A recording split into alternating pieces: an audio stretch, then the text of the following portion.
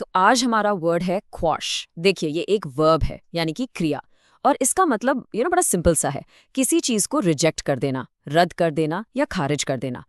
ये वर्ड आपको ना अक्सर लीगल लैंग्वेज में सुनने को मिलेगा, जैसे कोर्ट्स में या न्यूज में, जहां किसी फैसले या ऑर्डर को ऑफिशियली कैंसिल किया जाता है।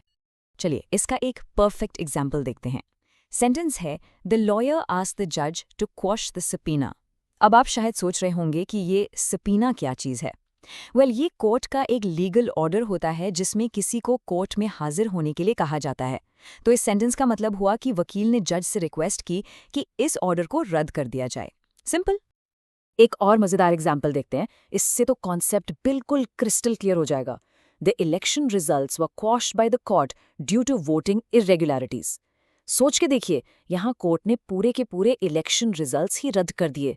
लेकिन क्यों? क्योंकि वोटिंग में इरेगुलरिटीज पाई गई थी, यानी कि सीधे शब्दों में कुछ धांधली या गड़बड़ी हुई थी। तो जब कोई बड़ी अथॉरिटी किसी चीज को ऑफिशियली कैंसिल करती है, तब क्वॉश वर्ड यूज होता है। ओके, अब यहाँ एक छोटा सा ट्विस्ट है। क्या आपको लगता है कि क्वॉश वर्ड सिर्फ लीगल सिस्टम में ही यूज होता है? बिल्कुल नहीं। जरा ये सेंटेंस देखिए, he moved to quash the rumours that he was resigning. इसका मतलब है कि उसने अपने रेजिग्नेशन यानी इस्तीफे की अफवाहों को पूरी ताकत से दबाने या खत्म करने की कोशिश की।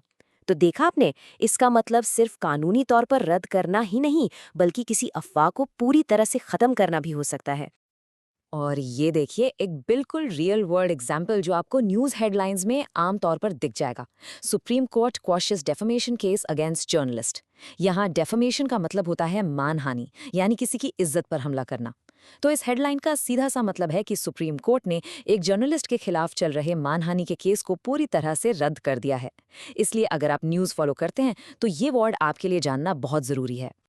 चलिए अब इस वर्ड को थोड़ा और पक्का करते हैं इसके सिनोनिम्स के साथ, यानी ऐसे वर्ड्स जिनका मीनिंग इससे काफी मिलता जुलता है।